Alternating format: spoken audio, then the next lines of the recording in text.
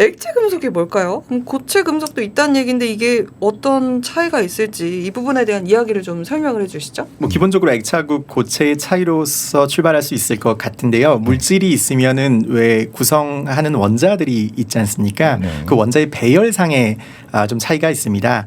그래서 고체 물질 같은 경우는 이제 규칙적으로 좀 배열돼서 잘 움직이지 않는 거고, 이제 액체 같은 경우는 이제 좀 잘 흐를 수 있기 때문에 이제 규칙성이에서 벗어나 있죠. 불규칙한 특징을 갖고요. 사실 그 중에서도 이제 금속이냐 절연차냐에 따라서 전기가 이제 흐르는 물질이 있고 흐르지 않는 물질이 있는데, 네. 액체 금속이라고 하면 전기가 흐르는 아주 좀 유동적인 그런 물질을 말합니다. 뭐 일반적으로 수은 같은 거 생각하면 되겠죠. 그렇죠. 뭐 갈륨 같은 걸 녹인다든가. 전자구조라고 말씀을 아까 하셨는데 전자구조가 뭐예요? 전자 구조가 조금 이제 어렵게 느껴질 수도 있는데요.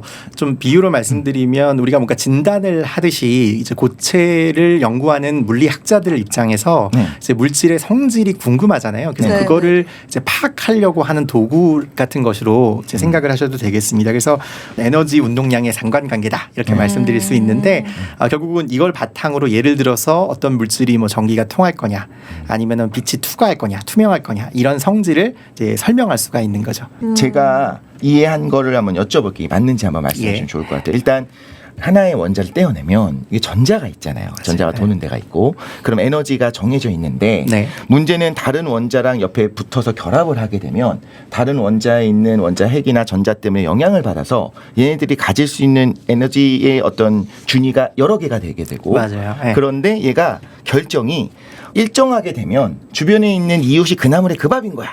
그죠? 맞아요. 그러면 얘네들이 가질 수 있는, 전자들이 가질 수 있는 에너지 준위가 일정하게 되는데, 문제는 액체 금속의 경우에는 일정하지 않다 보니까 에너지의 준위도 일정하지 않게 되고, 그래서 뭔가 랜덤하게 된다.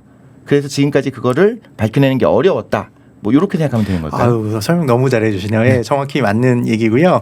사실 독실네. 이독실.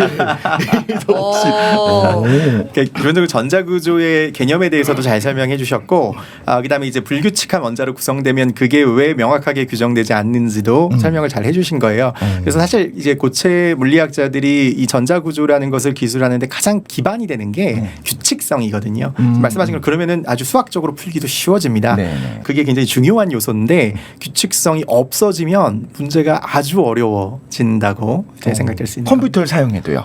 컴퓨터를 사용해도 어렵습니다.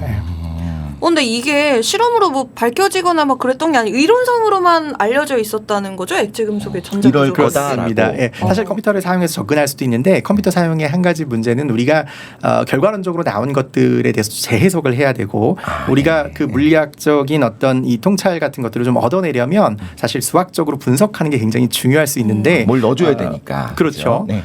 근데 지금 말씀하신 것처럼 이제 이게 뭐 1960년대 있었던 일이에요. 그 이론가들 아주 유명한 분들이 있습니다. 그분들이 열심히 아주 연구를 해서 그 어려운 문제들을 이제 풀어놓은, 그때는 이제 대단한 도전 과제였던 그런 거죠.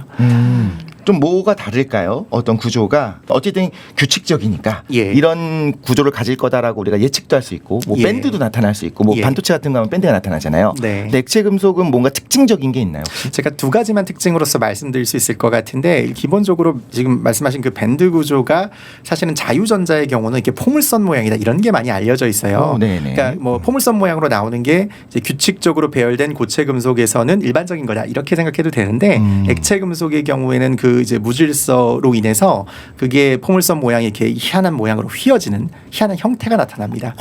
저희가 이번에 실험적으로 관측했던 것도 그 휘어지는 그 형태를 관측한 거라고 보실 수 있고요. 네. 두 번째로는 이것도 조금 설명이 많이 필요한 개념인데, 유사갭. 그것도 이제 이론적으로 예측이 된 건데, 그런 것들이 이제 대표적인 특징이라고 볼 수 있어요. 그 갭이라고 하면 에너지 간극이죠. 맞아요. 근데 유사갭은 뭔가 불완전한 가짜, 맞아요. 가짜 네. 갭, 수도갭. 예. 그 우리 콧물 훌쩍하면 수도 에페들이 먹잖아요. 네, 그 그렇죠. 수도 에페들이 그 수도랑 같은 수도인 거죠. 지금 설명도 아주 정확하세요. 네. 사실 수도갭은 다른 게 아니라 갭이 애매하게 형성된 거예요. 그렇게 볼 수 있습니다. 그래서 완전하게 열리면 에너지 갭이라고 하고, 네. 그게 애매하게 열린 거를 수도갭이라고 명명했다고 생각해도 됩니다. 자, 이 모든 것들이 액체이기 때문에 나타나는. 맞습니다. 네. 그럴 것 같잖아요. 네. 액체니까 뭔가 불규칙할 테니 뭔가 갭도 조금 불분명하게 나타날 것 같고, 그런 게 자연스럽게 연결되는 것으로 보시면 됩니다. 네. 고양이랑 비슷하네요. 고양이도 액체다 보니까 고양이가 어떤 그렇죠, 형체인지 그렇죠. 우리가 얘기하기 힘들잖아요. 그렇죠.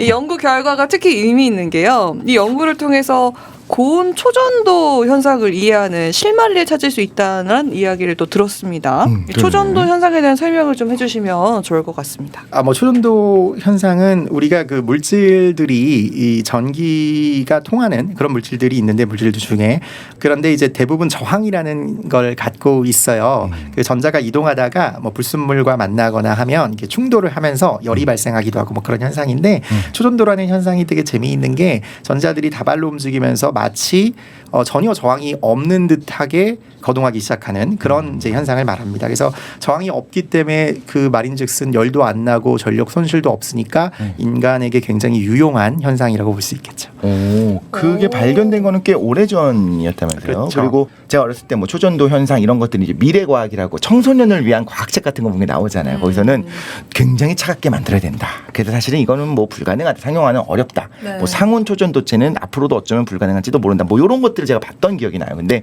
지금 어디까지 얘가 연구가 되어 예, 있을까요? 맞습니다. 1911년에 그 오네스라는 사람이 처음 발견을 했는데 그 사람이 그 발견을 할 수 있었던 계기가 이 사람은 아주 저온을 연구하는 사람이었어요. 온도를 아주 도달할 수 있는 한 최대한 낮은 온도까지 내리는 일을 하고 있었기 때문에 실제로 그 당시에 수온에서 이제 초전도를 발견했는데 그 온도도 한 4도 이 정도까지 내려야 이거는 절대 온도 4도입니다. 절대 온도 4도. 그러면 영하 269도 정도. 예. 네, 그렇죠. 바로 또 계산을 하셨군요. 뭐 이 계산으로 칭찬을 받으니까 좀 민망하긴 하네요.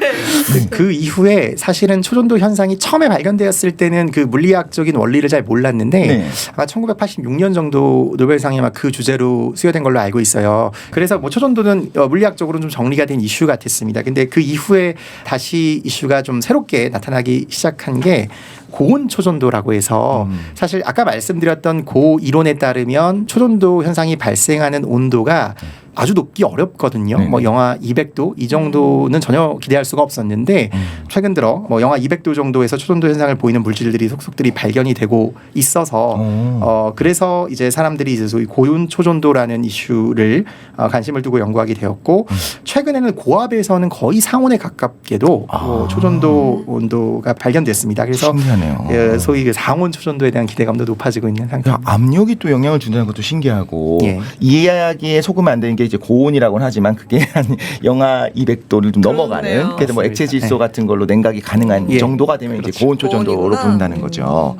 교수님 말씀하신 걸 들어보니까 아주 극저온에서는 초전도 현상이 나타나는 것이 BCS 라고 하셨나요? 그걸로 맞아요. 어느 정도 예측이 되는데 고온 초전도 현상에 대한 해석도 지금 되고 있는 건가요? 예, 많은 고체를 연구하는 물리학자들이 정말 수건인 것처럼 연구하고 있는 것이 그 주제고요. 왜냐하면 제가 이렇게 말씀드려도 될 거예요. 아마 노벨상이 예약된 연구 주제다라고 봐도 무방할 정도로 예, 고온 초전도의 메커니즘을 누군가 규명한다면 그것은 분명히 노벨상 수상감이 될 겁니다.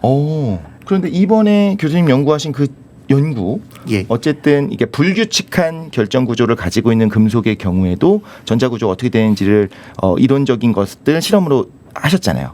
그러면 요걸 잘 사용하면 혹시 고온 초전도 현상의 어떤 원리 어떤 그 비밀을 밝힐 가능성이 있을까요? 그러니까 그게 좀 연결되는 측면이 있는데요. 사실 그 고온 초전도를 여태까지 보여왔던 물질들의 중요한 특징 중에 하나가 보통 이런 물질에서 많이 발견이 됐어요. 어떤 고체 물질인데 결정성이 있는 결정 고체인데 거기에 이번에 저희가 연구했던 거랑 좀 유사하게 이제 도핑을 하는 거죠. 이종 원자를 삽입해서 도핑을 하는데 그 이종 원자들의 배열 상태가 그렇게 규칙적이지 않습니다.